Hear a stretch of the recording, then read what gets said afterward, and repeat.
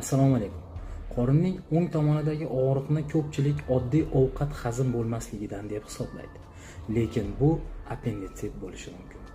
Appenditsit avvalida qorinning o'rtasida boshlanadi.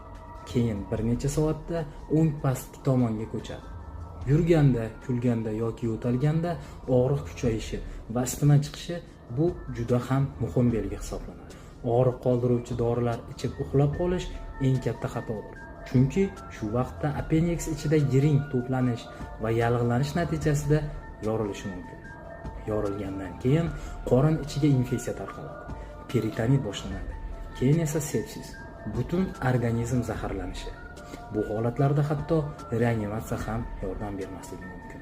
Vaqtida murojaat qilinsa, operatsiya odatda hozirgi kunda laparoskopik usulda, ya'ni 3 ta kichik teshikcha orqali bajariladi va bemor tez oyoqqa turadi. O'zingizni ehtiyot qiling.